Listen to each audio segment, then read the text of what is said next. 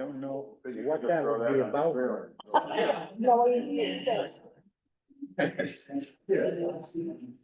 Let's get started.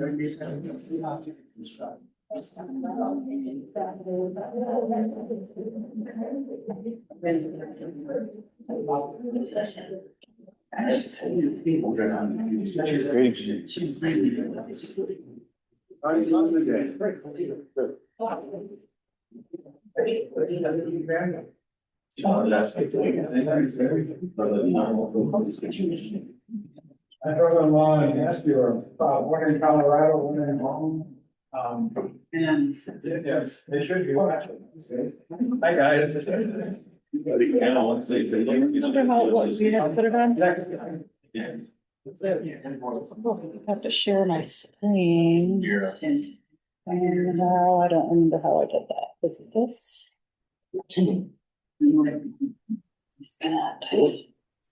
Good job. I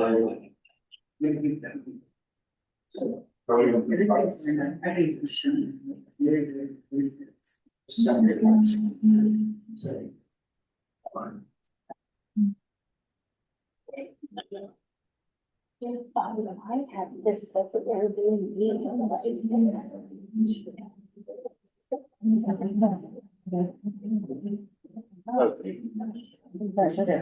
screen just went very down. It's sure. Okay.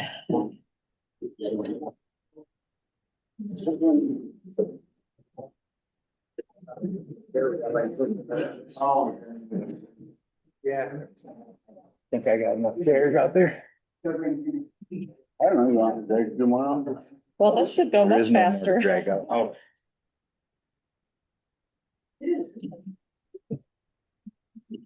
Are we ready? How's that? All right, we'll go ahead and call the forum to discuss and go over the septic inspection and property transfer ordinance.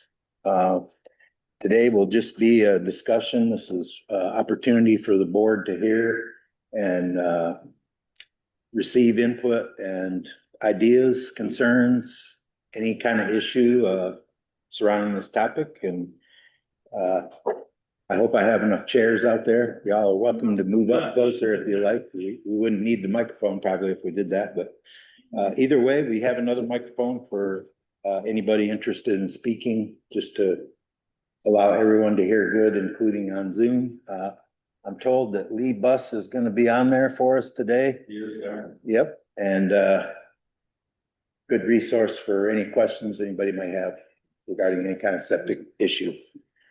So with that, if there's anybody that would like to start the conversation out, I'll hand you. Say the pledge. Yes, what we should definitely do the Pledge of Allegiance. Sorry about that. I pledge allegiance to the flag of the United States of America, and to the republic for which it stands, one nation, under God, indivisible, with liberty and justice for all.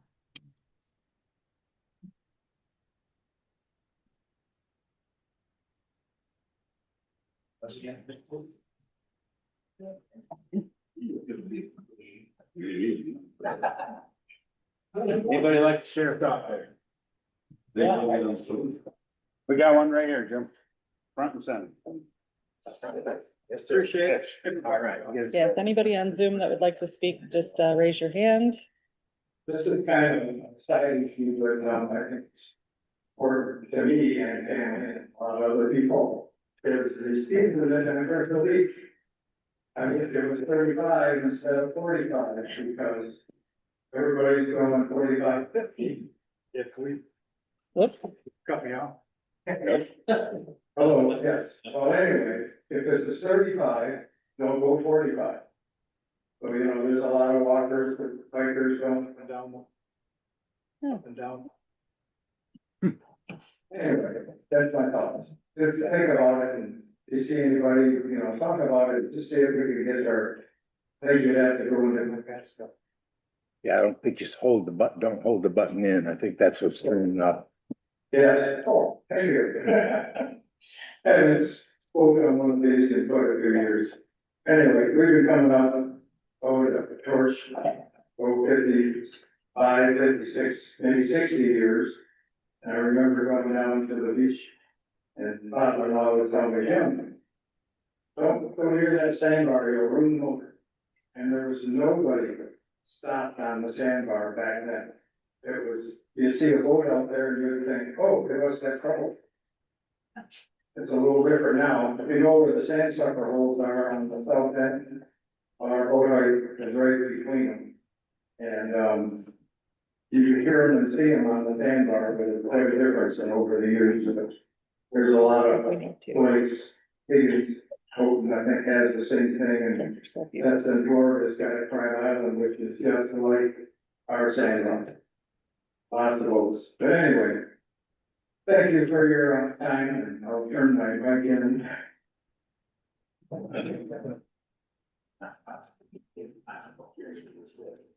So anybody using the microphone, you don't have to hold the button in, as long as that light's on. It's gonna work, hopefully. Anybody like to follow up? We have a couple on Zoom, maybe some on Zoom last week. Perhaps we should maybe listen to Lee for just a little bit, and I guess I could pose a question to him. And Lee, you can hear me, Yes. maybe you could address. I know you've looked this ordinance over a little bit. You've actually provided some corrections to draft of it, which we'll get into here in a minute. Yeah. For a minute and get us in line here. Hold on. It's getting a little quiet.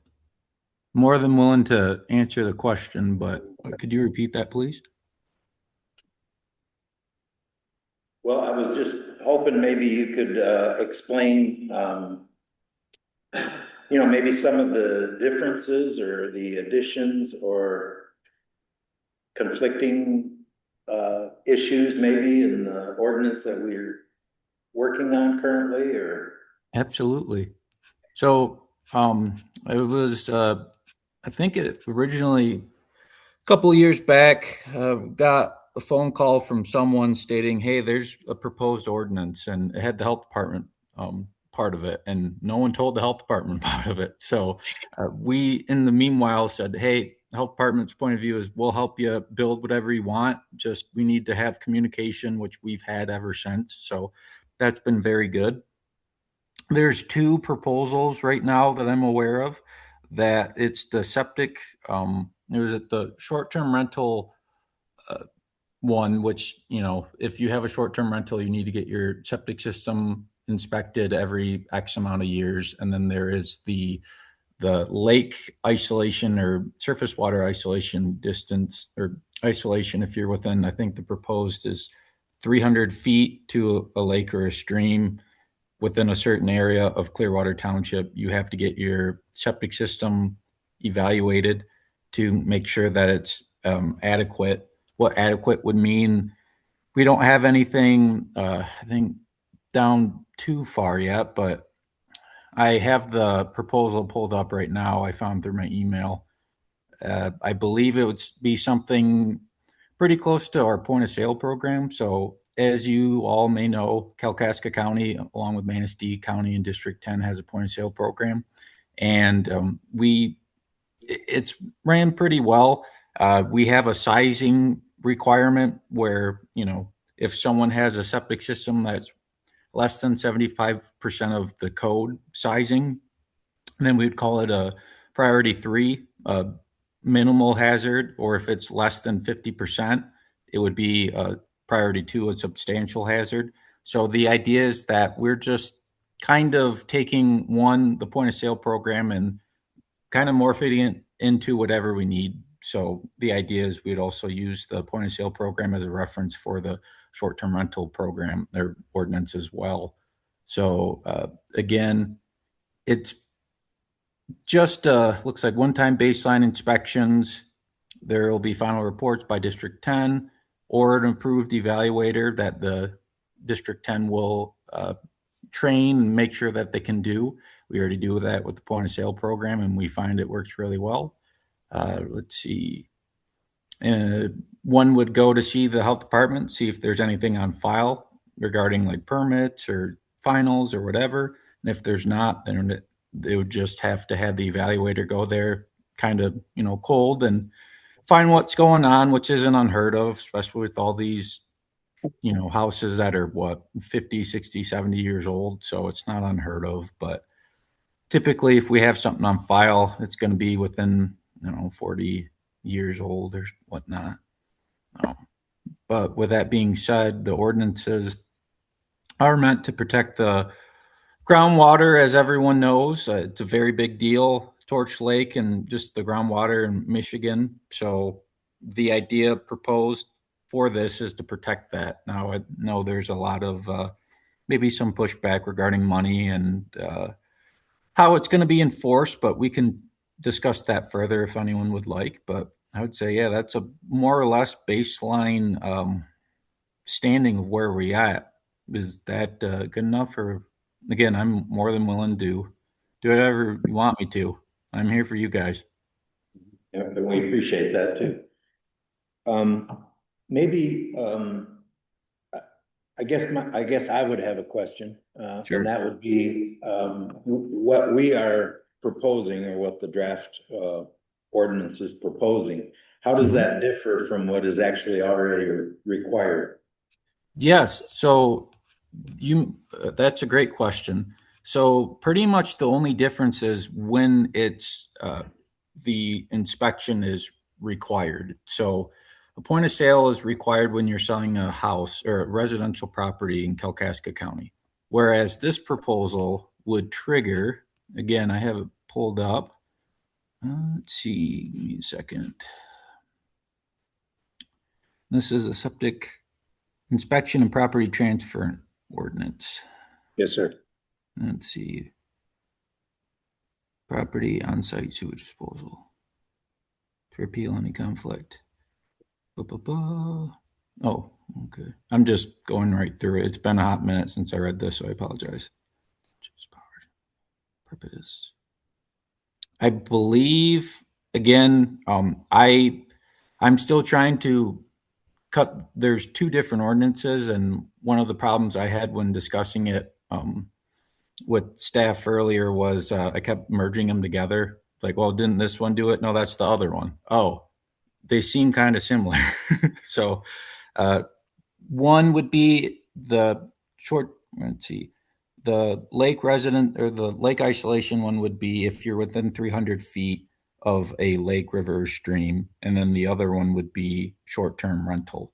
I believe this one is just the isolation to the lake. Is that correct? Or are we talking about both of them? It is the isolation to the lake, and I thought it was 500 feet, but I'm looking for that right now to make sure. It could be 500. I thought it. It is 500. Okay, that's good. I think 300. Forgive me. I think Grand Traverse has 300. So that's where that came from. Okay. Is that the 500 feet from the high water mark? Is that No, from a body of water, and I require just from the body of water? yes, and I also clarified with the originators, the drafters of this, and I'm hoping I can find it here fairly quickly. We identified what the actual bodies of water were that we're referencing on the 500 feet. In the definitions, okay, that's copied right in front. Okay, let me just get the body of water definition out, and then we'll definitely hear from you. Torch Lake, Torch River Bayou, Rapid River upstream to Underhill Road and Lake Skeegamog. That would be definition of the body of water. Quick question. Who's the originators of this ordinance you've mentioned? Who are the originators? Well, it came from the planning commission. And I'm pretty confident that it was discussed at the planning commission and. Hmm.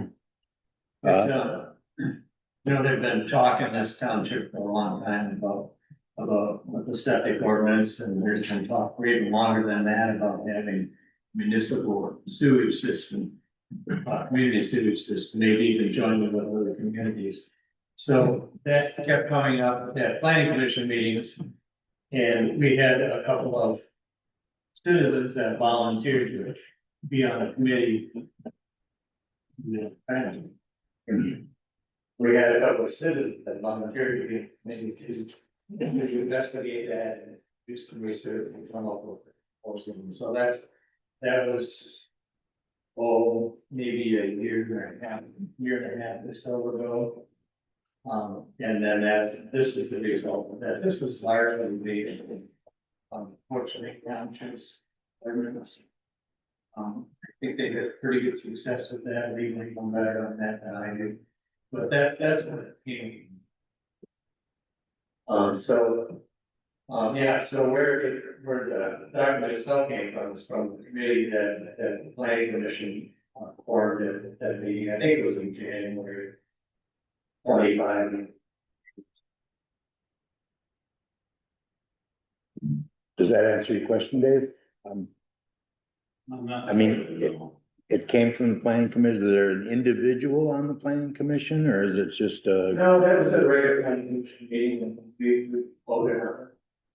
Or we asked them for research and come up with the document, and this was the result of it. Briefly describe what that ordinance says? Just briefly, yes? What the ordinance says. yes.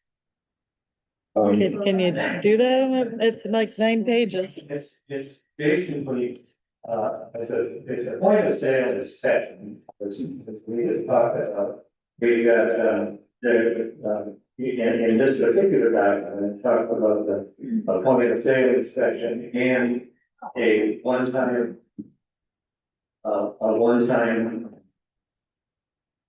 what do we call that one? It's a one-time. Which one?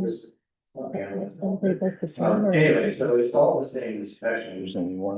This one does overlay Is it the county's requirement for point of sale. Yeah. This is, I was has looking a at few the less definition of that. exemptions in it for transfers that would not be exempt from the inspection. So that's basically what it says, it's the point of sale, and it's the same inspection for point of sale, for the, one-time inspection and the, short-term rentals inspection, but that's in another word, because the short-term rental is not dealt with in this ordinance.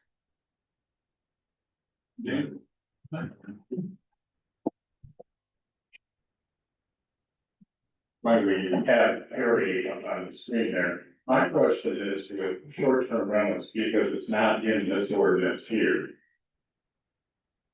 The short-term rental, because it's commercial and it has people renting the house, are the inspections required more often than 5 years? And from this day forward, are they going to have to be inspected moving forward? Well, Dana,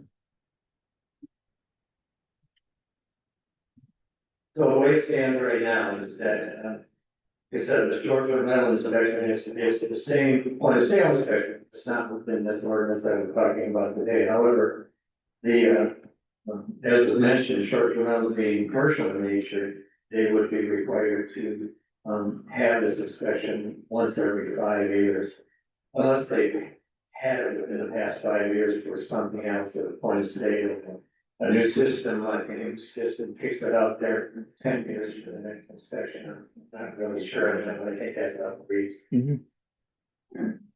Yeah, that sounds about right.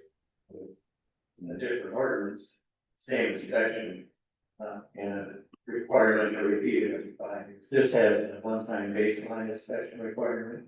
And it's just a one-time inspection, and it doesn't repeat itself. And And the purpose for that, at least in my mind, like I said, we've been talking about having municipal sewage for a long time here. And in order to go down that road and start pursuing that and looking for possible sources of monies to do that, if you have gained some data today with us, and that's where this information, that data would come from, would be this one-time baseline inspection that affects the properties within 500 feet of the body of water. We chose that because most of that property is pretty low lying, and there's a high density of residences in that property within 500 feet. So it doesn't include the entire township, but it hits properties that, with a failing system might have more of an inverse impact on the water flow. Dan, I have a question that when you're operating a short-term rental, and the gentleman, I think that was on Zoom at the October meeting for the planning commission, where he discussed that short-term rentals are a big driver in septic tank failures in the state of Michigan. Do you think it would be beneficial to have a short-term rental inspected more often than every 5 years if you're operating it? I don't know.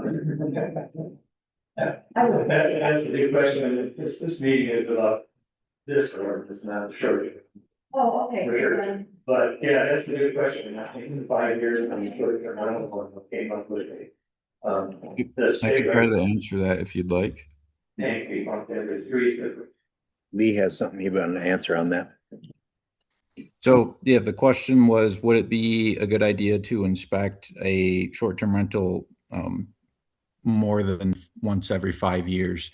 Now, the reason why short-term rentals are a problem from a septic standpoint is you have to realize septic systems are installed in District 10 by the number of bedrooms. So if we have a 2-bedroom house, we have a size. 1 to 3 bedrooms is a 1,200 gallon tank, and then each bedroom corresponds to adding another, like let's say 250 square feet. So we have a 2-bedroom house, 1,200 gallon tank, 450 square foot drain field. That's what you expect.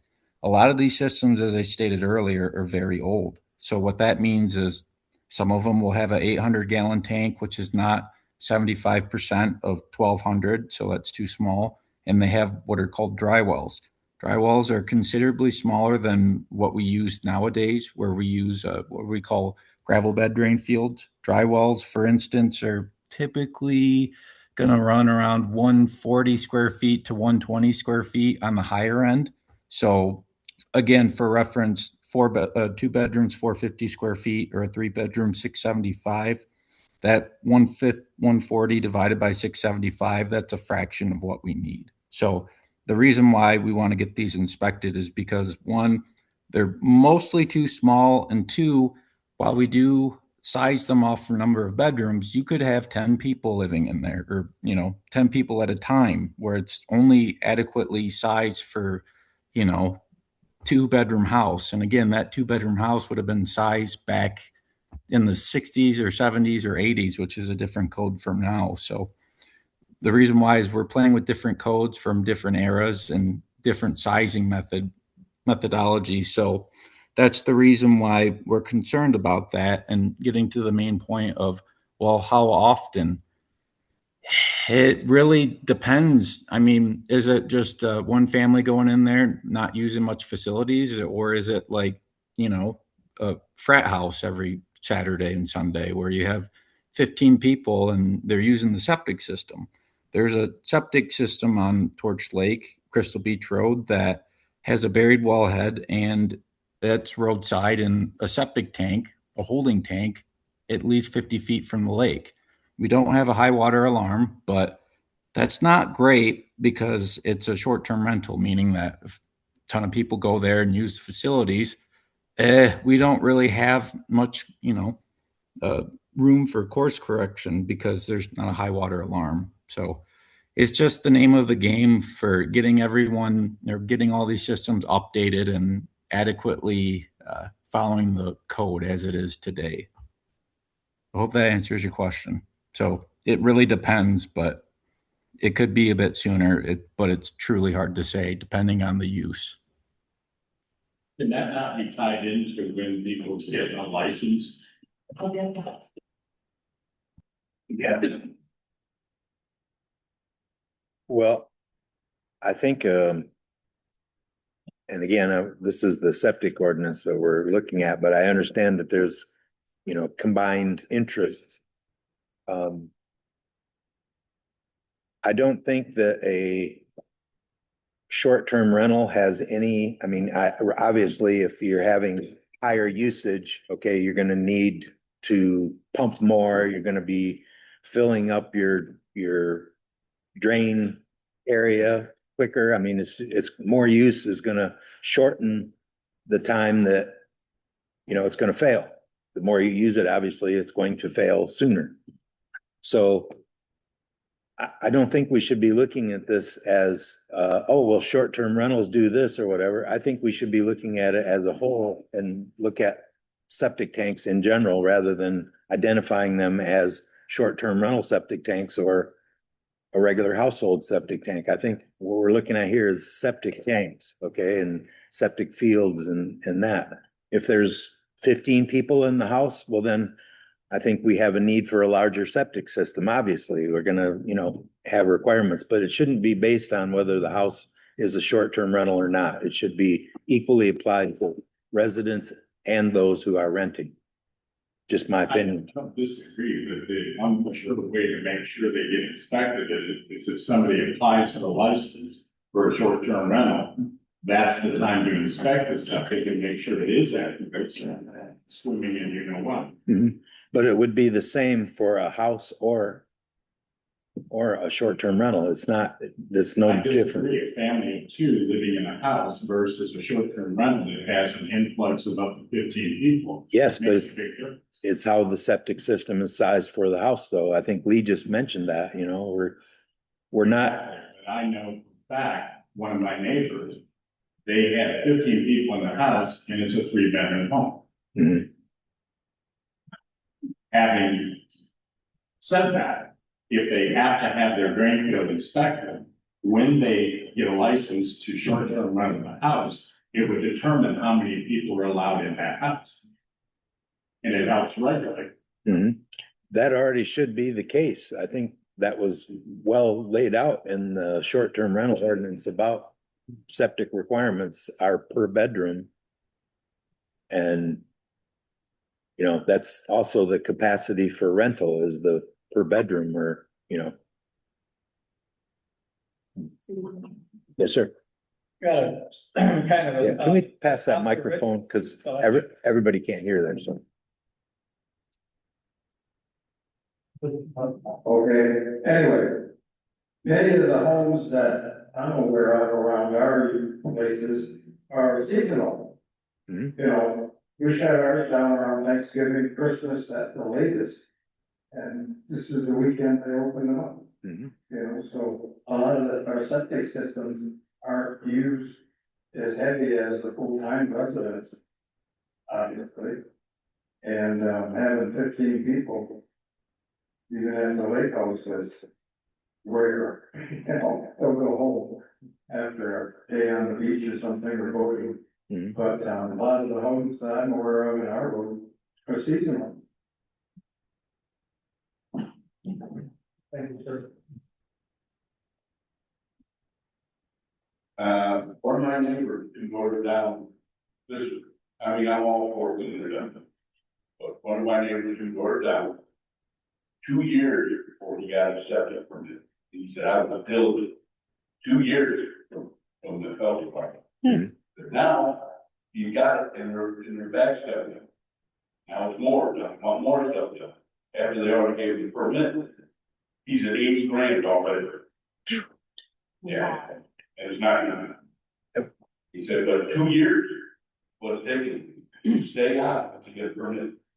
So you gotta figure out what you're gonna do here. You're gonna go in and say, okay, this house is leaking.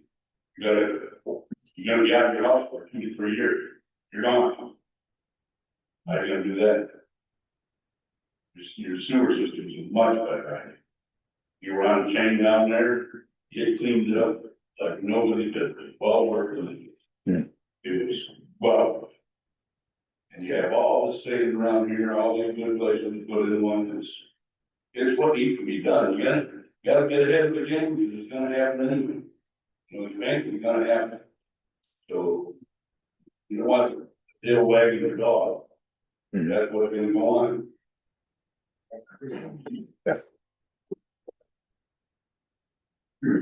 I agree 100% with what Herb just said, that that's about all of this is to come up with a municipal sewage system. But I mentioned before, the proposal that I think we need some data just representing a few, talking to them, and where can we get some money for this? We can show them a big Portland Township and they can prove it on or agree with me, remember, but I believe that they're found that, there's somewhere in the low 20% of systems that are either failed or inadequate or maybe even non-existent. So with those kind of numbers, I think we could move forward with some kind of municipal system. I also want to mention that there's really nothing in this ordinance draft that forces anybody to get a new system. There is one condition: the system is failed by the VHD 10's definition of failure. That they have to replace it with a failed system, just that it's totally active into the house. There's damaging effluent on the surface of the ground causing a public health hazard. That's the only thing. But if somebody's properties determine that their septic system isn't sized adequately for the number of bedrooms that they have, we can't force them to go in and make that. That's not what this is about. Hmm. This is about collecting data. It's about getting some baseline information. It's about, just letting people know that, hey, you know, you might not know this, but your system's on the verge of failing. I would want to know that. I would want to replace it on my time, not wait till it fails. Or you may not be aware if the system is totally inadequate for the size of your house. Somebody might choose to do something about that, and somebody may not.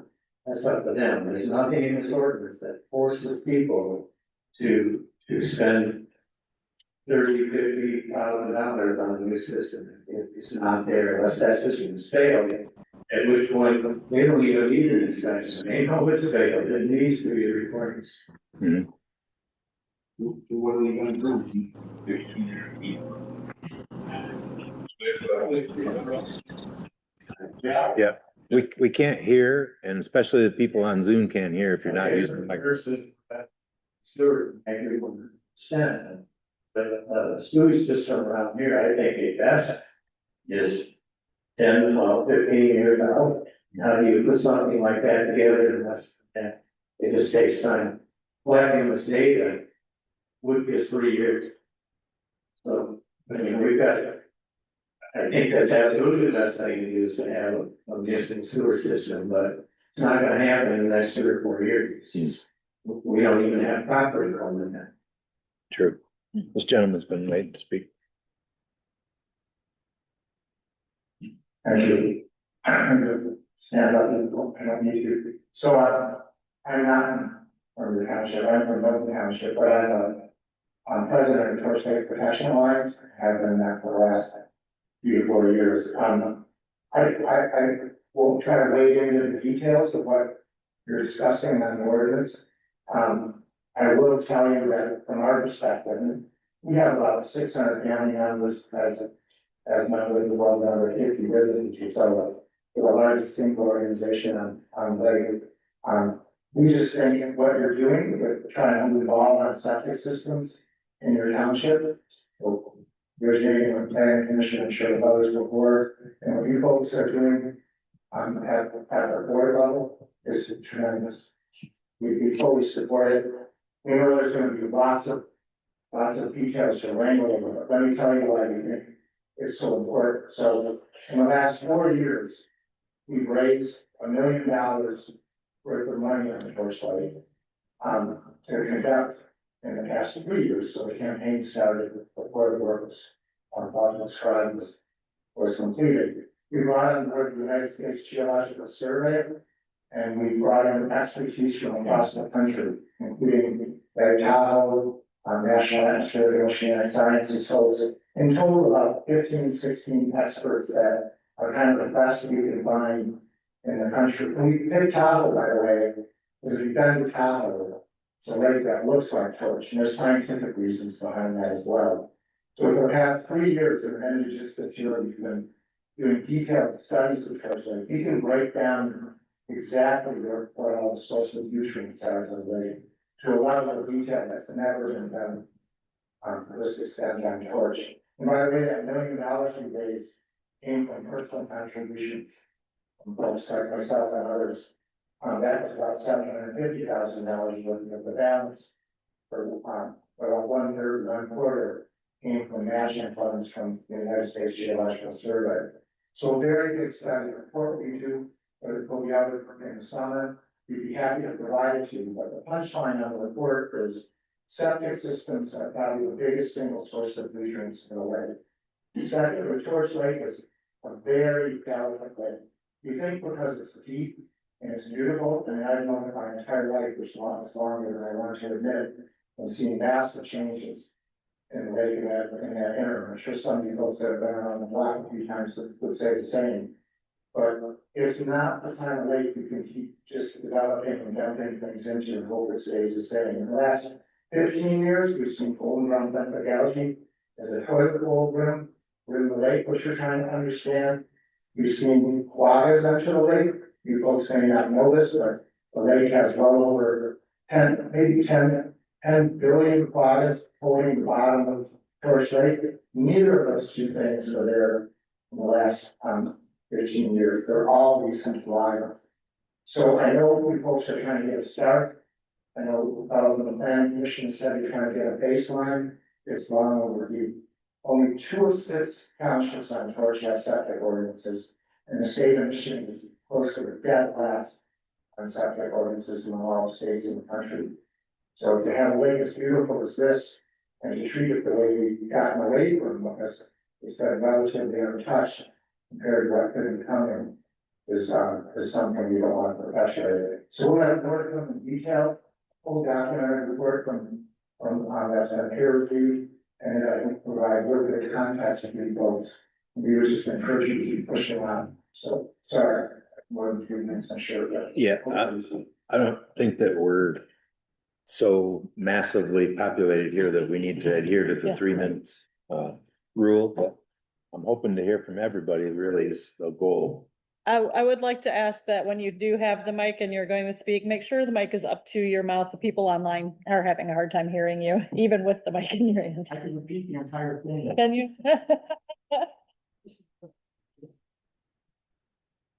I'm gonna pose another question to Lee here if he has a minute yet. Teresa Sherman has her hand Oh. raised. Okay, we'll go ahead with Teresa first then.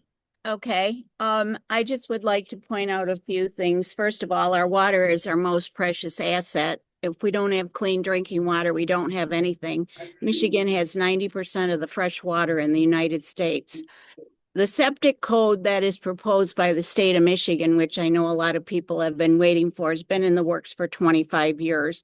It may get passed, but it's the floor. And in that code, they encourage you to have your own tailored to your own needs. Sewer system is highly doubtful in this area unless someone sees some big money coming down the pipeline. We have a hard time fixing our roads. I would like to protect our precious water and be able to drink clean water. Why would someone not want it inspected? Why would you want to wait for it to fail and foul someone's well, your own well, or the watershed and go into the water? That's, thank you.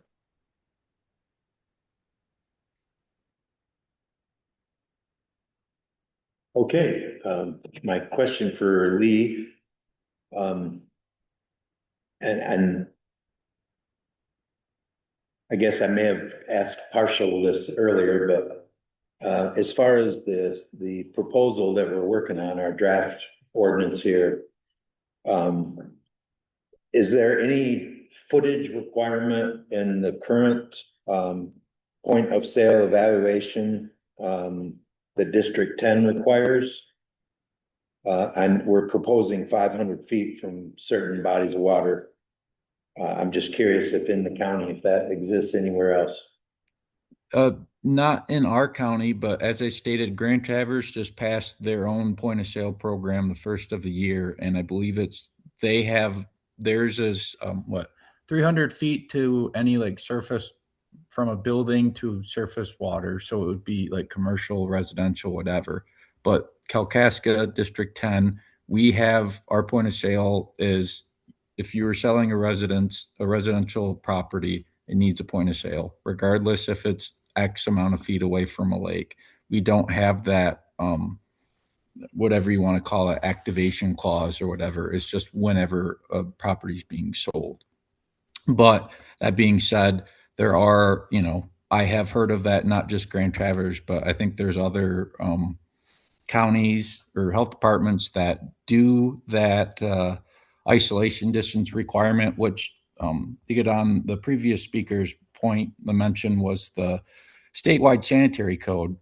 My dad actually did this job for 42 years in Grand Traverse County, and he always tells me that, they always say, hey, we're going to get this statewide sanitary code passed. They've been saying that for the last 40 years.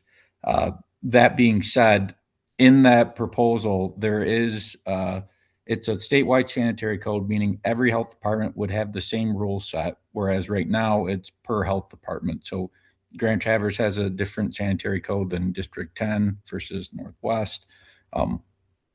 But another thing they're trying to put in there is a inspection requirement, and I believe they added that stipulation where it's been through many changes, so it's very hard to keep up with them. I don't know how many drafts it's been through just in the last couple of years, but I think they have it might be 300 or 400 feet to a lake, river, or stream, but um, my point of view and health department's point of view for this proposal, not to get too far off track, but this statewide proposal, in my opinion, would not be beneficial because we do not have the staffing or the funding that would allow us to properly do what the code's requiring. I would have to get 5, 6, 7, or 8 more sanitarians in Kalkaska alone to do that for Kalkaska County, and we only have one, and it's me.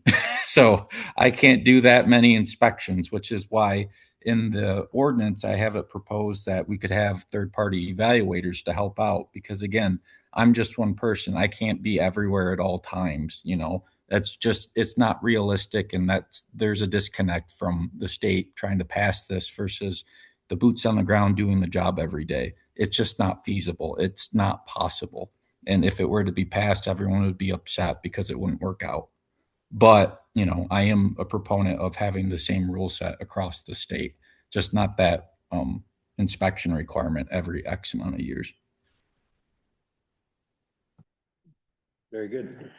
I have one other question here, and that is you have a video presentation on the point of sale from District Health Department number 10. I was wondering if you could tell everybody here how they might access that. Some good information.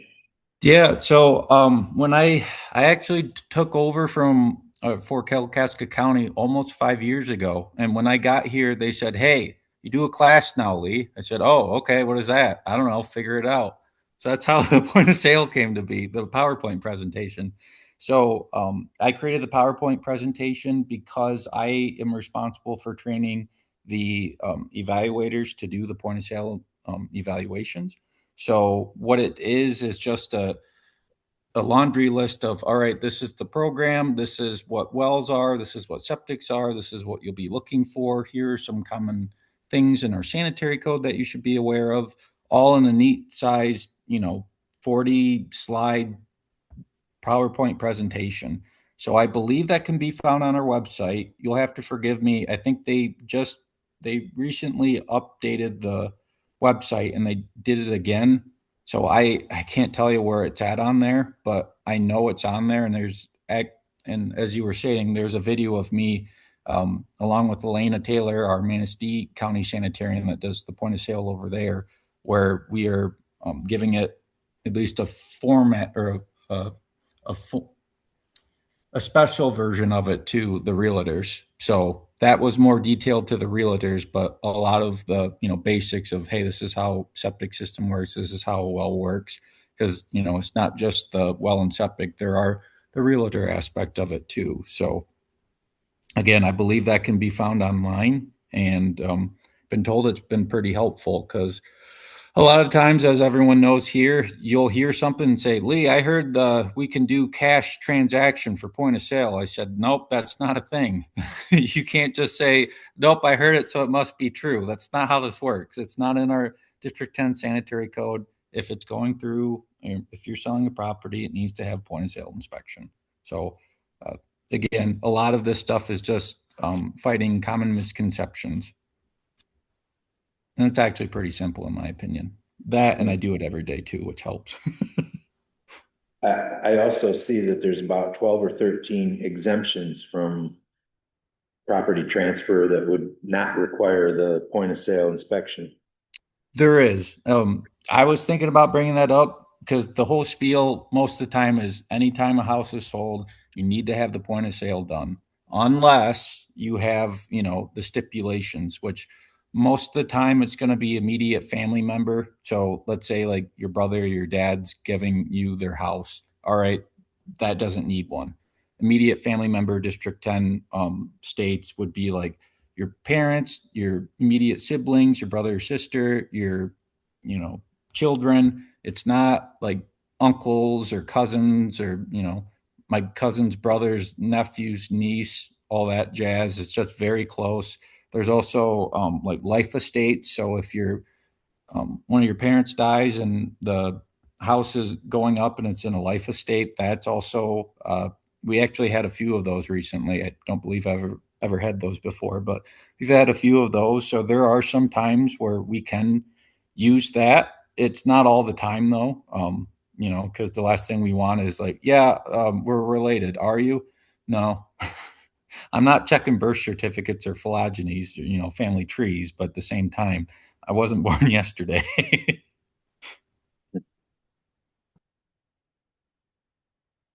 Okay, thank you. Thank you.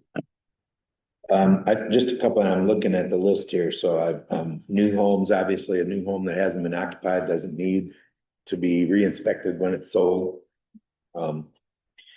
If a sewer system is expected within the next 6 months of a sale, that is also another one where it would be waived. Tax sale, transfer of a property, foreclosures, those type of transactions wouldn't require.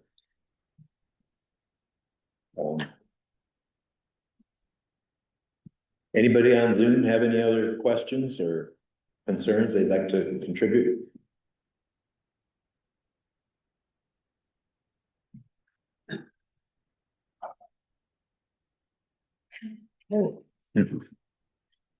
Okay, anybody have anything they'd like to add?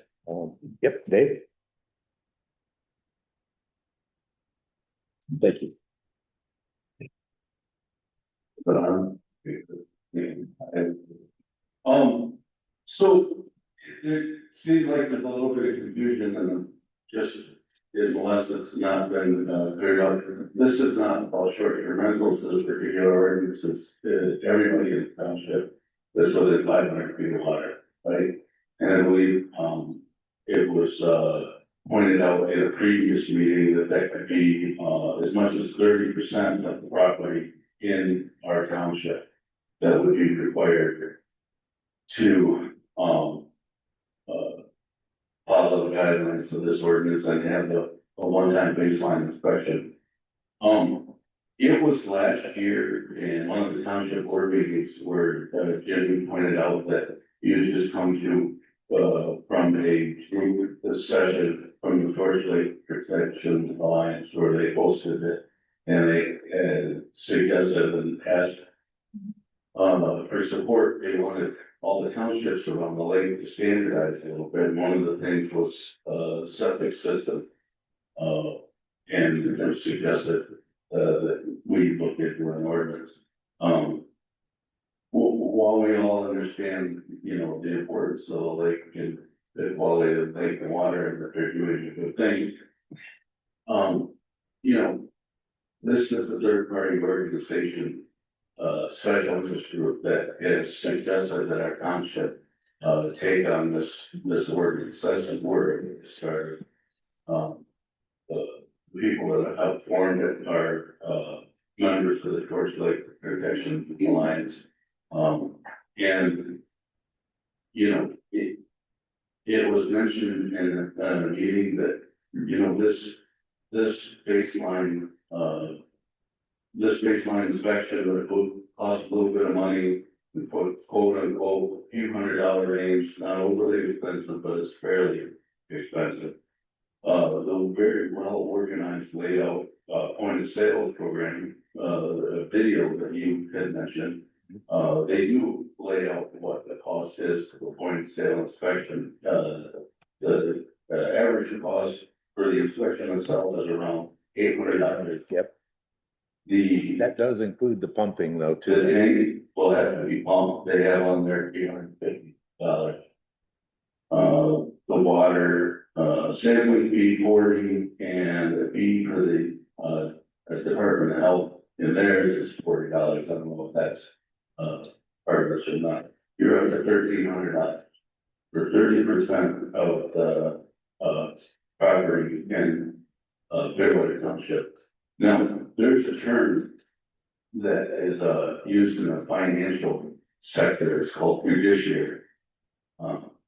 It basically means that the people that work with your investments are responsible for your best interests in financially, not their own. I believe that the township has a fiduciary responsibility to the Clearwater Township property owners, not us third-party special interest group. This is $1,300 on top of costs that people already got the taxes. There's a special assessment, district being started for the dam projects, which is gonna be significant, cost to state taxpayers that are talking about now. Well, in principle, it seems like it would be, obviously nice to have this type of thing to protect our lake, but it's even been mentioned specifically, there's really nothing that can be done about any of the results that take place unless there's complete and total failure.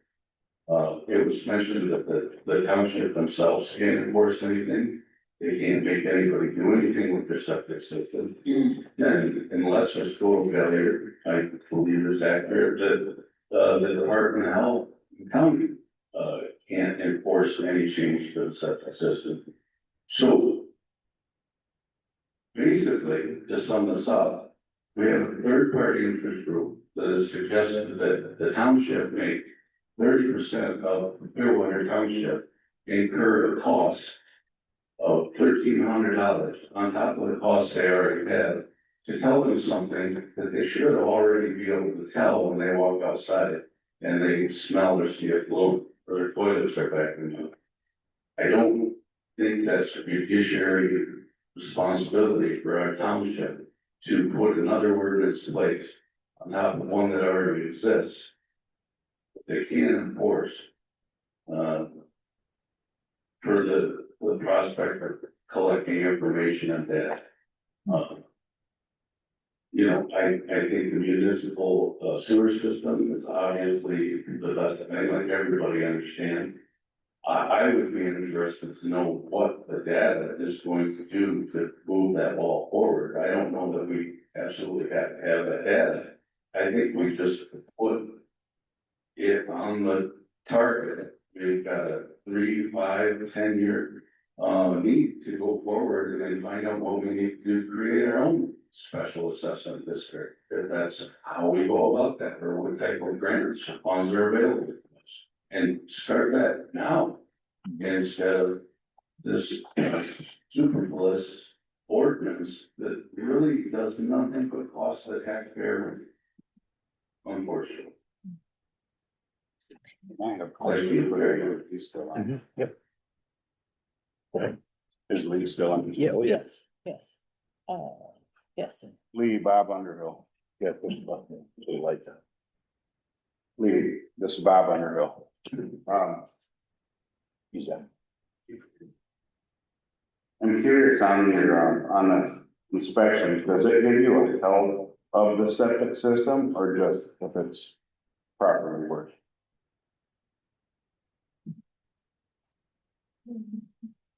I think you heard you. Lee, did you hear that question?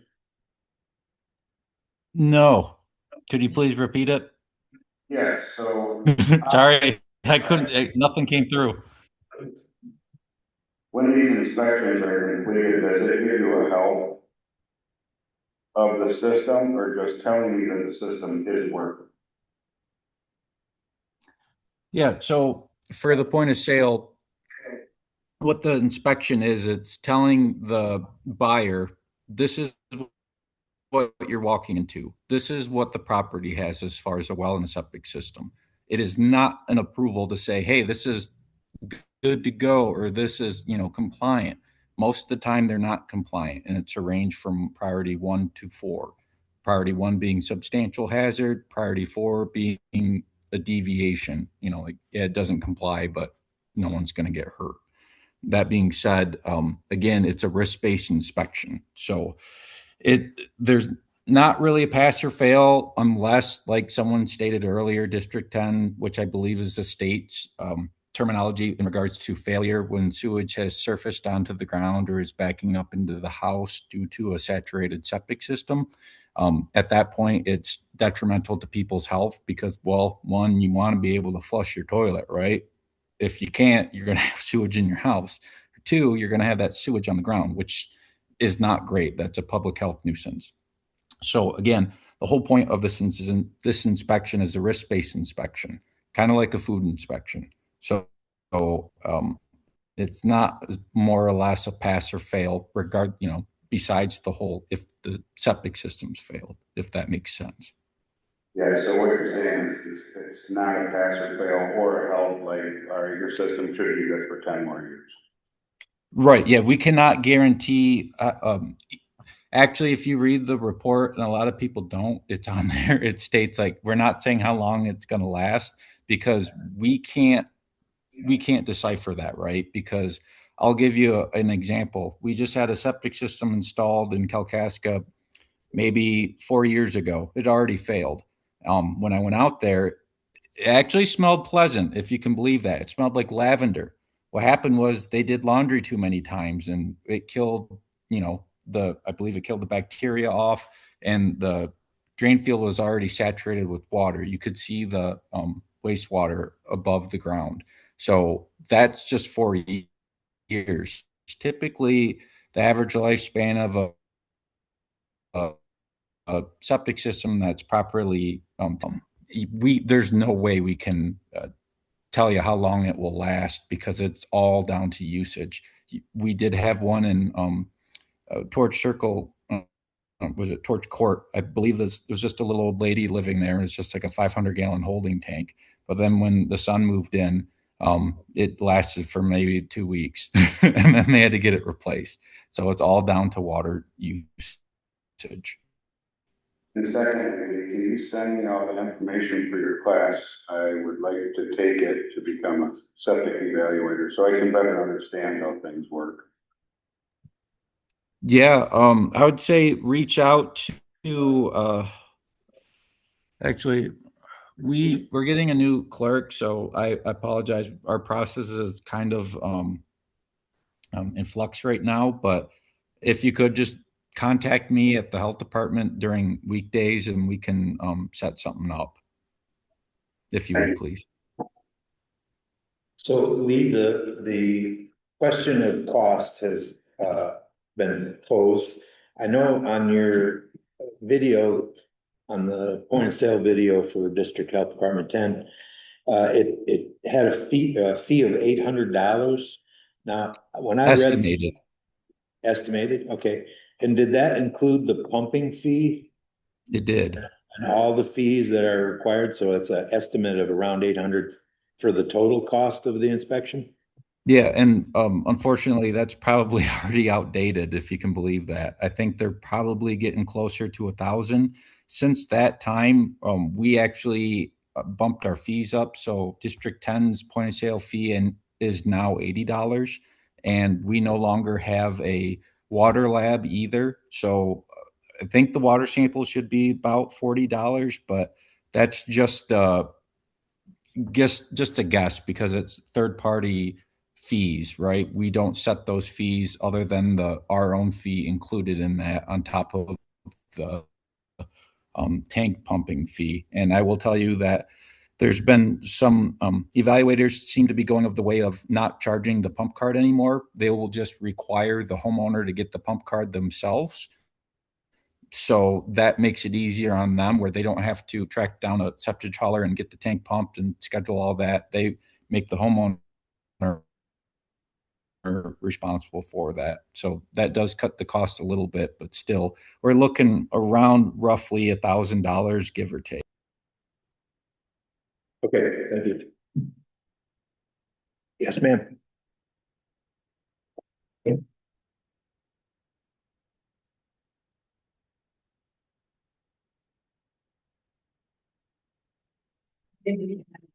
I slipped in the back here because I was one of those people on Zoom and decided that I needed to rearrange my afternoon schedule.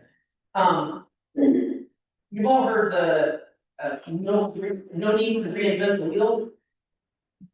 This ordinance is reinventing a discriminatory. If we have a problem, we have a problem, and we address the problem anywhere it occurs.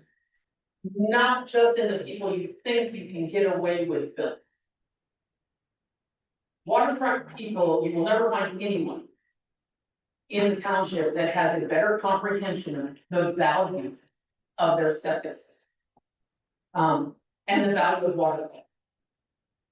Those of us, who have access to water through friends, family, relatives, or own waterfront property, we understand what's going on with our septic. We understand that we don't have a whole lot of options for replacement area. It's very rare that we're on acreage. We're almost always on very small historic lots. And there's not a whole lot. We have a lot on the line. The entire value of our real estate is based on that septic, because when you go to a holding tank, everybody knows your property's close to worthless. So you're specifically targeting the people who have the most on the line and also have the best comprehension of what needs to be done and how to take care of it.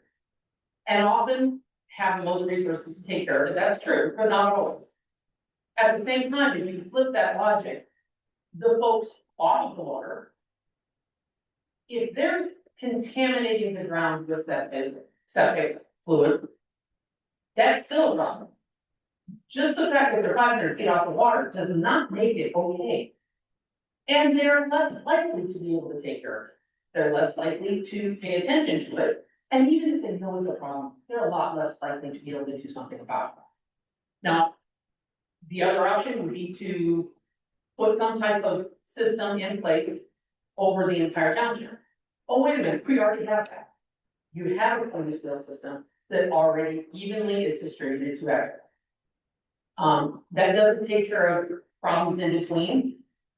But honestly, waterfront, no one will rat you out faster than a waterfront property. It's not a nice thing to say, sorry, but it's true. Your next door neighbors, 5 neighbors down, will rat you out the second there's a problem with your stuff. Because, as I mentioned, we understand the importance of the water, the importance of the septic. I do want to flip it just a minute to short-term rentals, because as much as you can say this is for everybody, and I appreciate your comments earlier about this being about everybody and not just about short. This is about short-term rental. The reality is that's why it's being handed to you. That's where a lot of the pressure is coming. If occupancy is a problem, that should be addressed through short-term rental ordinance. That has nothing to do with septic, and it should be kept separate. Most short-term rentals are occupied part-time. Their septics have a lot more recovery time than a residential home, as someone mentioned, with 15 family members. You put 3 teenagers in any building, it's getting more taxed than the average home. Additionally, anyone who's running short-term rental or is renting out their own personal home or an additional property for short-term, with the possible exception of corporations, I make no allowances for that. We understand breach of contract. For those of us that are doing short-term rental, having a septic go bad could mean losing the home. We have a lot more on the line. You lose, if my own personal septic goes out and I have to use, have a porta potty brought in, if I have to go to the neighbors or a family member to take a shower for a few weeks until I get a contractor to fix it, I can do that. Short-term rental, no. Your property has to be in perfect condition at all times. And most short-term rental property owners do that. We understand if something happens during the season, we could lose that property. Clearwater has a lot of problems. And this is borrowing problems that we don't have. We have a point of sale, there is a system in place. This is just not an appropriate place to be putting our attention and not a good place to be putting our money. Additionally, I would say for those off the water, I went through with my parents when they tried to buy a retirement home. They had to go through the point of sale. They had to go through a point of sale on a home that had to have a new septic and a new well. We agreed it needed a new septic and a new well. It had one of the old driveways. They're off the water. We're talking a small little double wide out in the woods. But they had to pay for that point of sale inspection. They didn't have the extra money to blow on that inspection. Bumping this up and just doubling down is just not doing anybody any good. Thank you.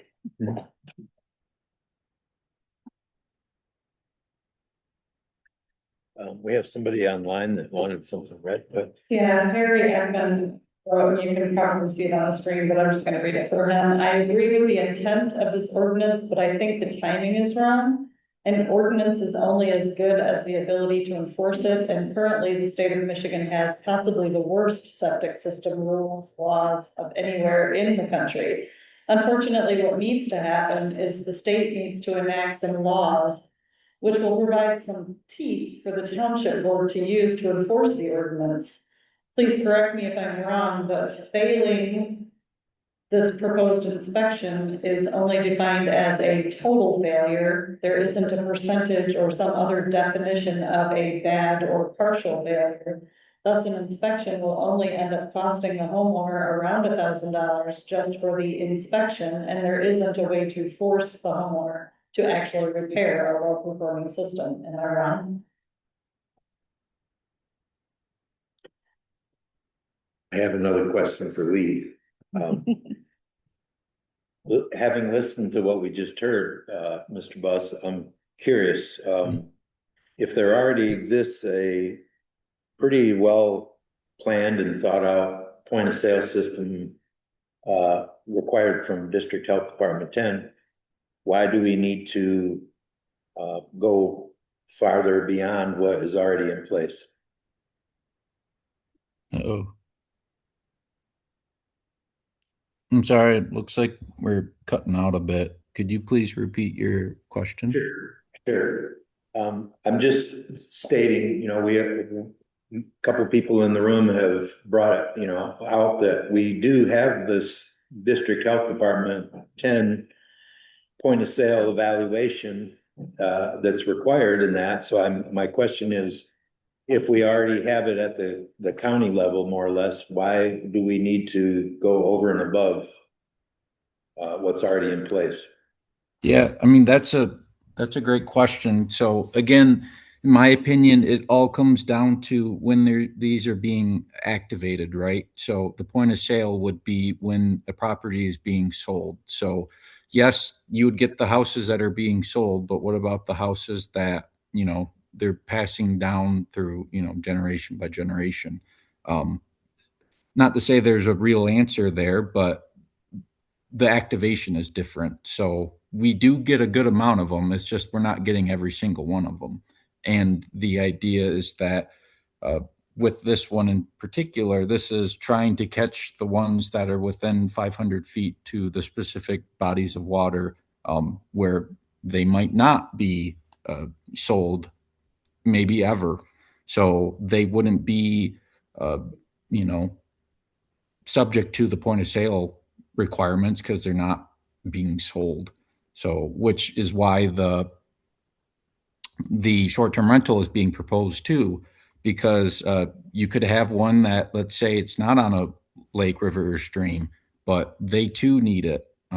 Because as we all know, a short-term rental is just a tiny hotel that people will come in all the time. And I'm sure everyone here has seen it was, I don't know if it was the ticker or something, but I don't know. It was like what, 4, 5, 6, 7, or 8,000 short-term rentals in like the greater Grand Traverse area between, the this area. There's just a line of them. There's a ton of them. And the idea is that we all know many of them are probably suited by drywalls, which it was stated that sometimes if the system fails, there might not be much to do, which most of the time I will tell you that's my job responsibility is to get a replacement system for an existing house. There are some tips and tricks we can use, such as advanced treatment system, where we can reduce the isolation distance from 100 feet down to 50 feet from a drain field to like a lake, river, or stream. We can isolate from 4 feet down to 2 feet from the bottom of the drain field to a season high groundwater table. We can reduce the size of the system, the drain field, down by 30%. There are some things we can do. We typically do not do holding tanks. Those are the literal last resort. For instance, with my 8 years at District 10, I've done technically 2 holding tank permits. So they are not something we like either because, the idea is that there's no secondary treatment. You're just collecting your sewage and you have to pay a septic hauler to come out and pump it, which can be expensive, right? Especially depending on how much water usage there is. So that could be every 2 to 3 weeks, which is not ideal. And the idea is that someone gets tired of paying that and says, you know what, that lake looks good. I have seen people pump sewage to a lake before. It it, it sounds insane, and it is, but I've seen it. So, money is important. So that's just a part of the equation.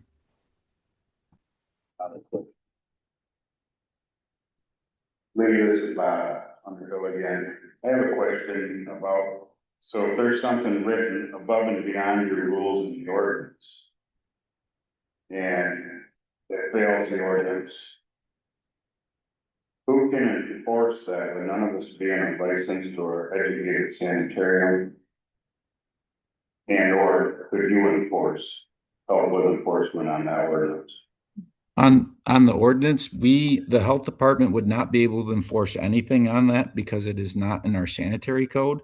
If it's not in our sanitary code, we have no authority. So we do have specific things we can do, but trust me when I say we are trying to make sure we're following our rules, because if we don't, we can be taken to court and we will lose. So that is something that the health department is very, very aware of, which between us, we have been taken to a court many times before, as all health departments are. But as of right now, District 10 is actually trying to update policies, because policies are, the way in which the sanitarian will do the job. So we're trying to get everyone doing the same thing. So it's, the same way across all of our 10 counties, which is great. And to tell you the truth, I find it fun writing the policies because I know what to do and I know what to expect. So it's kind of easy, but I don't know. I guess I was just born in this. So I'm a little different, I suppose.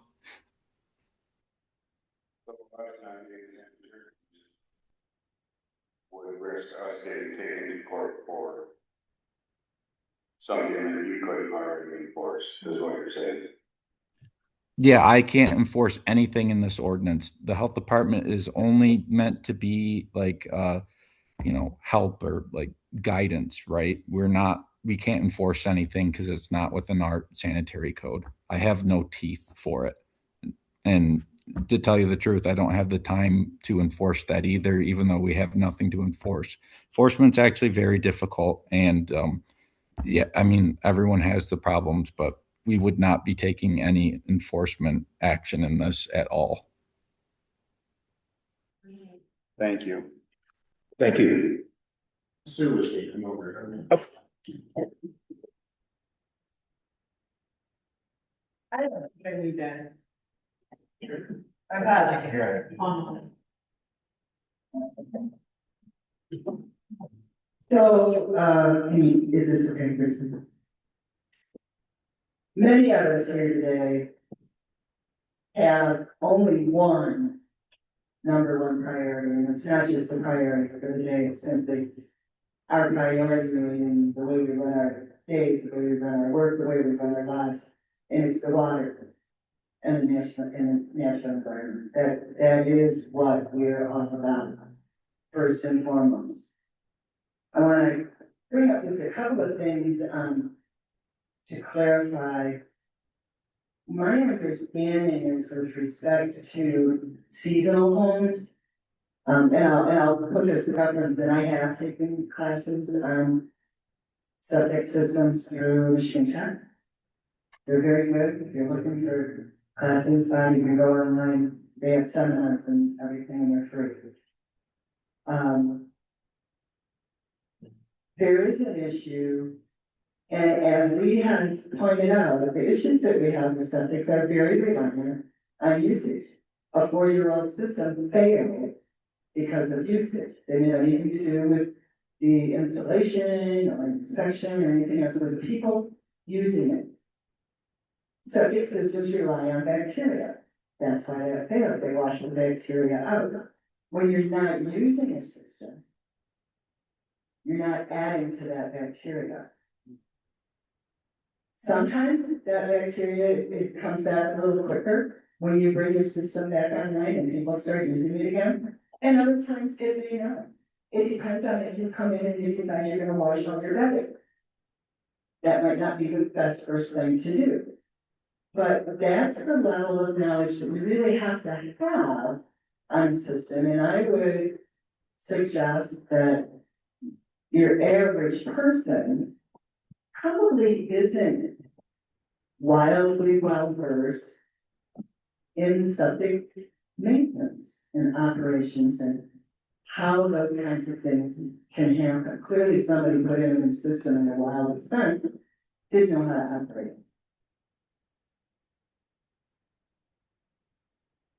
The time in my system, a couple of years back, celebrated its 30th birthday. And I know that the life expectancy of the system is about 30 years, maybe 30 to upwards of 40, but that would be an exception. So I started looking at that, and I did have it inspected, and I wanted it replaced before it failed. Now the inspector looked at it and said, yeah, it's fine, it's aging, it's this, it's that. You don't have to put in a new system because you couldn't tell me to. But you can wait for this to fail. And I could have. But why would I do that? If you wait for the system to fail, the damage is done. The affluence on the groundwater is on the surface. It's already going wherever that goes. It's already damaged. That is so not the right answer here. You don't want to wait until it's failed if you don't have to. I appreciated the opportunity to spend 2 years staying up for my replacement. Finding out what it was going to cost, pricing out things from different suppliers, being able to use that information to get a new system that was replaced before it failed. Municipal systems, it costs a lot of money. And I haven't heard anybody here with any hard numbers on that. And you know I'm gonna want to see hard numbers on that. The data, I do think data is important. Obviously, I think data is important just based on the background. But I'm wondering how you would ever be able to validate to the public the need for really anything without data supporting the requests. So I'm gonna disagree with the fact that the data that could be gathered through inspections inherent in the proposal wouldn't be valuable as we move towards a municipal system. I think the awareness allows for planning. And to clarify my last point, I was at the meeting, the planning commission meeting, in January of 2025, when a resident suggested to the planning commission chair and the people on that commission that they should be looking at a septic request. And that resident gave the background and the information on why they put that. As you guys know, everybody's plates are pretty full. And so the planning commission asked if they were volunteering to assist in that effort, because that's what we need in this community. We need a little bit less of you should, and a little bit more of I will. And so I stepped up to the plate and said, I'll help them out. I can do some research for them. I did not do that because I asked TLPA if that was something they wanted me to do. I'm hoping that that was said out of ignorance. I found it offensive that the residents in this area aren't available to think through the problems that they see in this area and assist the government in this area in resolving those issues. Thank you. Thank you. Okay. Well, we got about a half an hour left. Is there anybody that would like to add anything to the conversation? Anybody online wish to speak or share anything with us?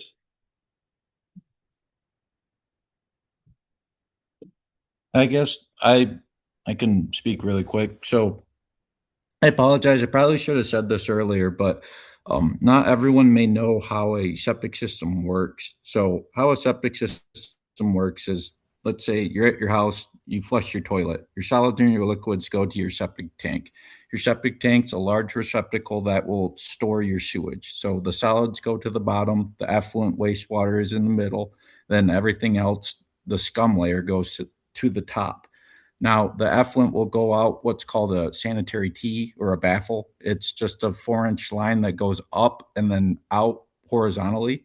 So your effluent goes up and then out the baffle into your secondary treatment system. The primary treatment system would be the tank where your sewage separates, and then the secondary treatment system would be the like drain field, dry well, block trench, chamber system, whatever means of disposal for the effluent. So once that wastewater effluent goes out, it's going out that outlet line. It's going to hit what we call a header. So where it tees off into a solid line. And then we have distribution lines. They're usually 4 inches in diameter, and they'll have 2 holes on them facing like 45 degrees downwards. So the idea is that the effluent will go, let's say, like a couple feet, when it first starts out into those holes. The gravel bed drain field, that stone's 1/2 inch to 1.5 inch stone. So you can, visualize that stone, all that surface area is meant for bacteria. That bacteria growth will help eat/treat that sewage. And so that's part of the treatment process. So that pore space that's created from the stone is providing oxygen. Bacteria like oxygen because, well, most of them do, because they need that to, live. And over time, that effluent's going to go there, then go into the soil. That soil acts as a literal sand filter. So, each time it's hitting the soil particles, it's interacting with more bacteria, and it's becoming treated. District 10 would consider sewage to be treated after 4 feet of vertical, what do you want to call it? Travel, if you will. So it can then go back into the, the groundwater to help recharge the groundwater supply. And over time, you're going to lose oxygen in that area. Once you lose oxygen, you build up what we call a biomat. If you ever got your strainer in your kitchen sink and flipped it over, you see that like black slime substance, that's biomat. So that's going to seal your holes up, and that's going to allow the effluent to play a game of leapfrog and go into the next available holes, where it continues to do that process until it will reach the end inevitably, hopefully over 35 years. But as stated before, it can happen, in a span of 4 years if you overload the commode. If you use too much water, you're essentially drowning your septic system because it can't keep up. It's like, eating too much food. Your body needs to space that out. So that's how the septic system works. They all work in a state of failure. And a lot of times when people discuss septic systems, they'll just say the septic tank. That's part of it, yes, but it's a system, meaning that the secondary treatment system is where the sewage wastewater actually gets treated. And that treatment will allow that effluent to go back in the groundwater supply, which is very important when considering how a septic system works. So again, I just wanted to make sure everyone knew how these septic systems work. Thank you. Any of the board members want to chime in, any comments? Go ahead.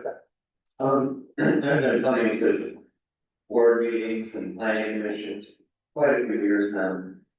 And over those years, and many public comments for sure have focused on the need for an ordinance such as this to find out how our septic systems are doing.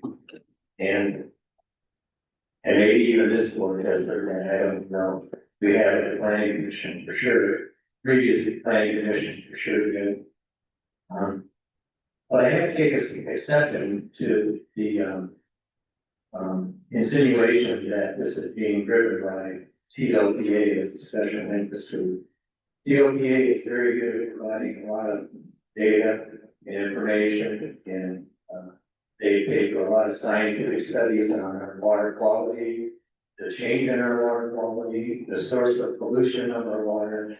And so in that respect, they're very good. But to say that this ordinance is being driven by an outside special interest group is just not fact. In fact, if it is a special interest group, it's the group of citizens here in Clearwater Township that are truly concerned with the present and the future water quality, not only of the lakes, but of our groundwater, which is 100% of all of our drinking water comes from groundwater in this township. So that to me would be the special interest group that's driving this ordinance, not TLPA. They came in not too long ago, maybe a year or so ago, to provide a lot of information because they saw a little bit of movement on this, and they've been good at that. And you take that information and hopefully put it to some use here. But I do take exception to them being pointed out as being special interest group behind this.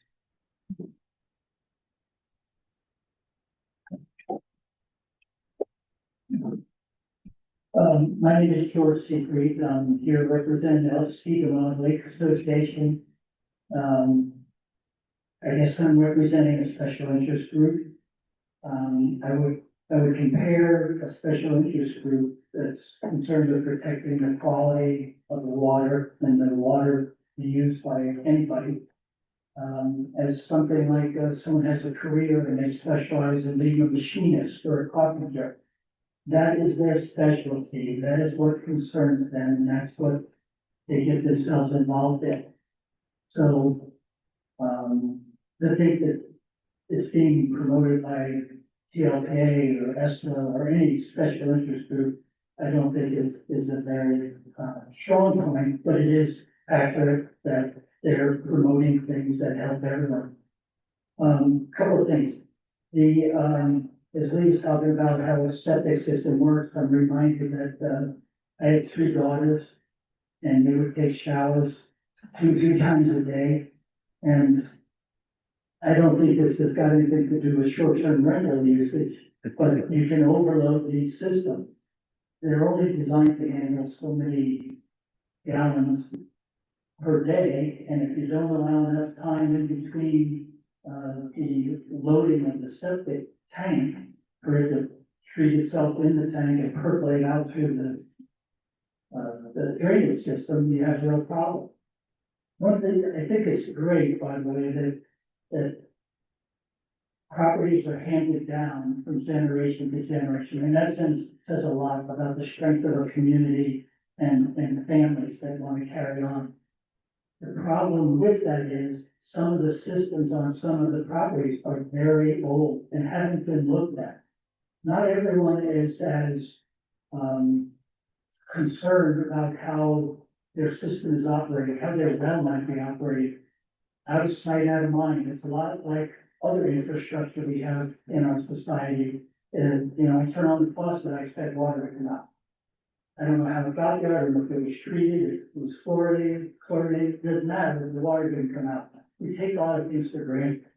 So when we're not looking at systems and getting some sort of a baseline to understand whether the septic is properly operating at that point in time, when it's inspected, we lose the opportunity to catch these systems before they can do some significant damage, perhaps to neighboring properties, to water wells.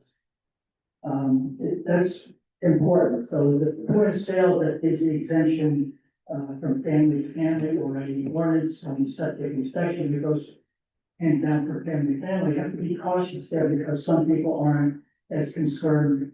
It's not at the top of their list. I guess the last thing I'll share is I had a property I sold 4 or 5 years ago. I had to do a point of sale. It cost probably $400 to $500 to actually pump the system out so that the inspector could access the interior of the tank to view it, to look for the scum. If the systems are overloaded, back to my 3 daughters taking a shower, if the system gets overloaded, all that material that's supposed to be floating on the top and not get past the baffle and out into this into the drainage is lost. And you get oils and not just bacteria that are growing out there, but you get these oils and they flood up the drainage system. But that cost about $400 to $500. The inspection was, I think, it was at District 9. It was about $80 to do the inspection. And one of the nice things that came about was the sanitarian also went around my property and said, if you have to replace this in the future, here would be beneficial places. And they probed the soil and went out there and gave me some idea of what might have to happen in the future. So I think there's a lot of benefits to going with your system that you currently have, but making some improvements in the requirements.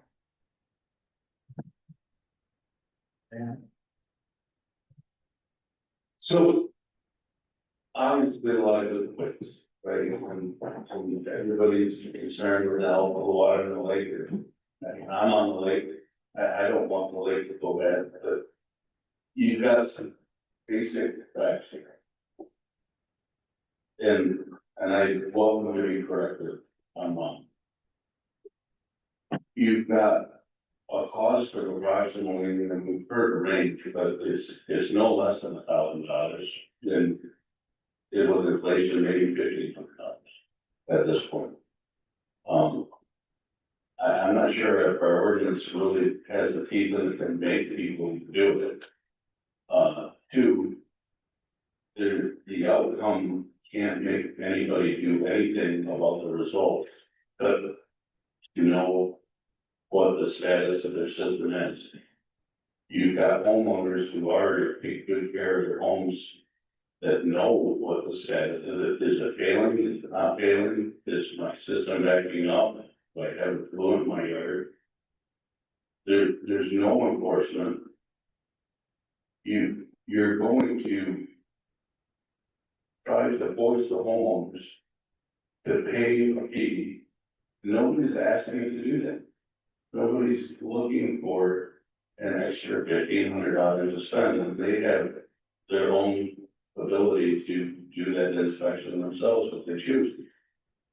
If you can't enforce it, can't make them do it, you can't make them do anything about it. But if you're gonna make them spend money, I don't see the sense in it. I mean, maybe a campaign to, inform homeowners for what is available for inspection. But, you know, TLPA does a good job in campaigning and other means and taking care of the lake. I mean, would township be able or want to help homeowners pay for this inspection? Probably not. Probably not.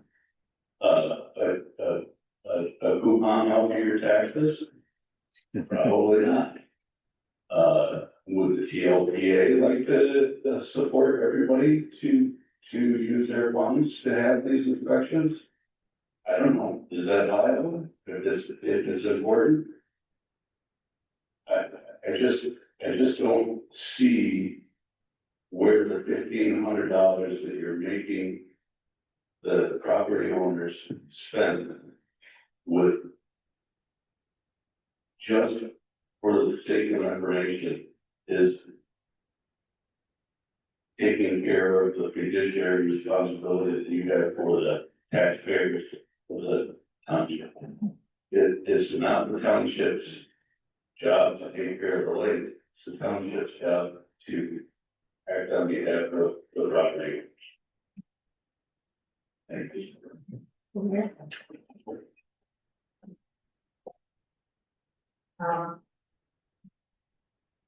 Everybody, I think everybody here wants the same thing. We want clean water, we want a clean environment, we want decent properties. We don't want new people coming in and buying to get burned, although admittedly, a lot of us are less concerned with that because fire here, get to your home, come on. But this gentleman here made some excellent points. This ordinance does not do what it's proposing to.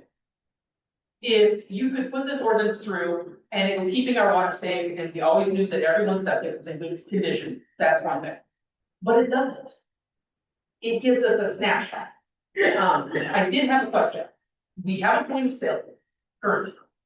What percentage of systems tested in Clearwater Township are failing their point of sale inspections?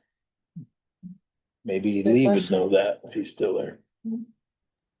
Yeah, I don't have that information, but when you say failed, do you mean the failure of sewage on the ground or backing up into the house? So I can give you one better for the entire county of Kalkaska. I've done, I don't know, probably thousands of these, and most of the failures are technically failures because they have like a laundry line terminating onto the ground, which is considered, sewage. But like a failed system, my 5 years here, I would say maybe they're just one. It was just one of them. It was a complaint, maybe two tops, but the entire county, there's not very many. No. I can tell you, point of sale, my parents' property, it would have failed. We were already demoing it. In fact, we tried to say, hey, can we just get the new permit and no occupancy? No, we had to pay for the point of sale inspection on a system that we knew wouldn't work and were already replaced. That's not doing anyone any good.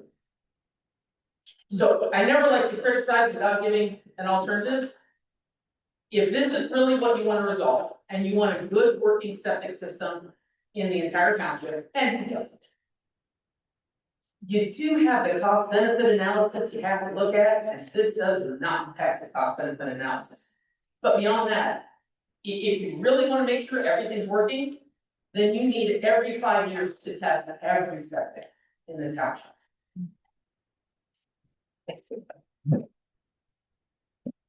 I'm loud enough. Not long. Yeah. It's not long. Yeah, the Zoom people can hear you better.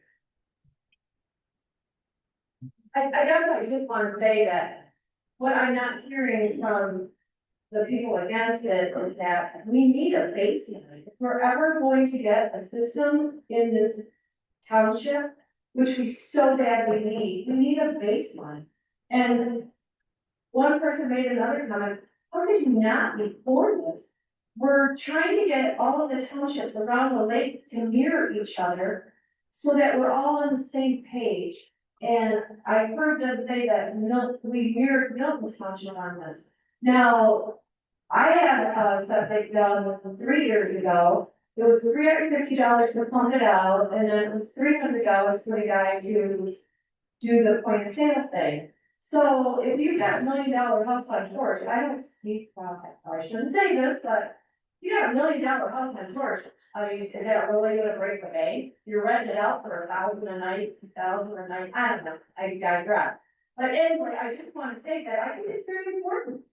I partied on this lake as a youngster and as an oldster. I now see the algae on the rocks. So I really do think it's important. All our properties will be worth anything if that lake becomes accessible. Thank you for your time. I have it.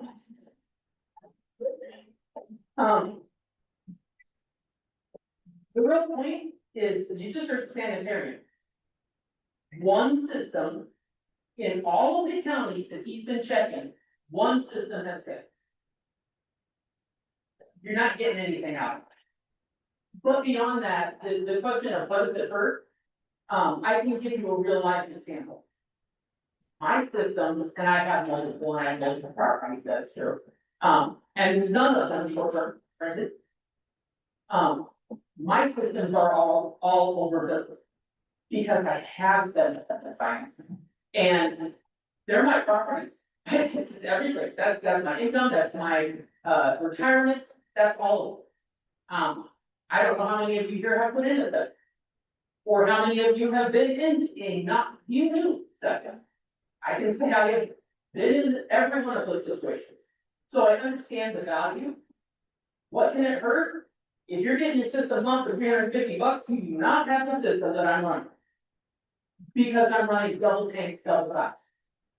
So when you say I have to pump out my tank, I have already re-engineered my system to be able to endure twice as much as it's supposed to.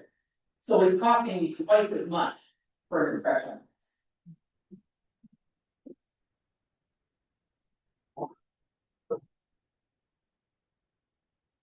If I could just point out one technicality. Just real briefly. So, when we're talking about the failed system that resolved, and probably not, according to what Dave West says, that he's only had one actual failed system, but it's not just the failed systems that he had, it's the ones that are inadequately sized for the properties. And there again, I understand we can't do anything about that, but the property owners might not know that. Many of these places, the older places that have been mentioned, they have dry wells or dry well systems, not regular septic type of system.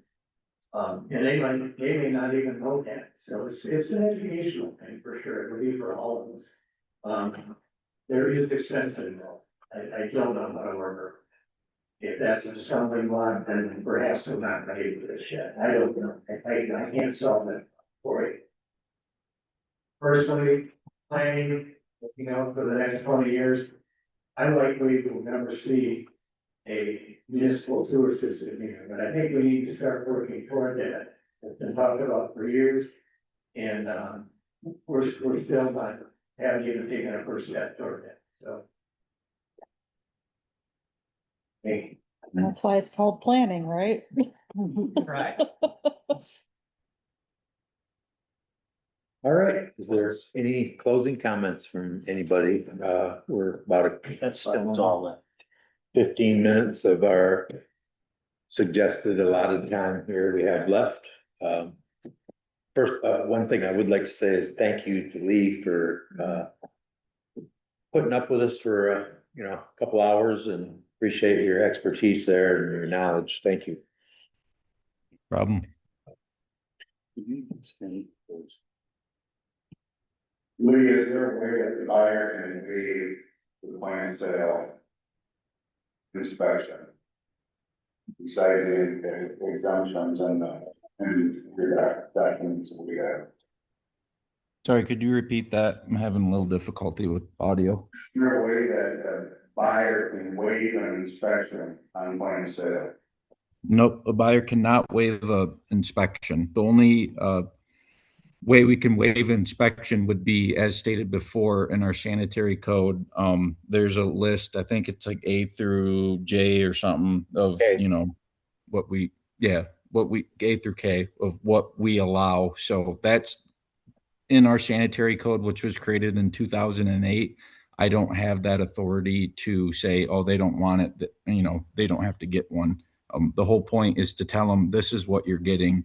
So it's like if you're buying a car, you'd want Carfax. So we don't allow them to say, no, we're okay with whatever we're getting. That's just not how the program was built. So even if the system's 5 or 10 years old, there's still no way to waive it. That's a great question. So actually, technically, yes, it's not really a waive, but let's say you get your septic system installed today, meaning that I finalized it today, and then within the next 2 years, you're going to sell it. You would not need a septic inspection part of the point of sale for that septic system. Now, if your well was greater than 2 years old, you need to get that inspected. But if they were installed the same time, no, you wouldn't. So again, let's say you build a brand new house, I inspect it today, and I got the well log today. You would not need to do a point of sale inspection until after 2 years, which would be, 2 years. It's not 2 years in a day or 2 years in a week, 2 years. Because we get that a lot. Exactly right. Good. Perfect. Okay, our massive crowd is dwindling out there, so. Any board member comments? You guys have anything you'd like to share or? No, bring I up? was just looking at the exemptions, so anybody who questions. Yep, haven't. Can. All right, well, if there is no further comments from the audience and we have nobody online caring to share anything else, I think we'll call this one good. I will just say August 26th is the new date for the Special Assessment District Forum, just like this one. The Antrim County Drain Commissioner will be working with us on that one. She'll be here to put on a complete presentation of the whole program as the most up-to-date information that's available. There's also a flyer that was just produced that if you're within the Special Assessment District, you're gonna receive a flyer in the mail. It's like more like a little booklet, and it'll have some really good detailed information in there. So look for that in your mailboxes or. If that's all we have, nobody else online is wanting to speak, I think we're ready to wrap things up here, and I appreciate everybody coming out today and for the cordial. Good idea, Barry. Thank you. Yeah, we appreciate you. Yep. All right. With that, I will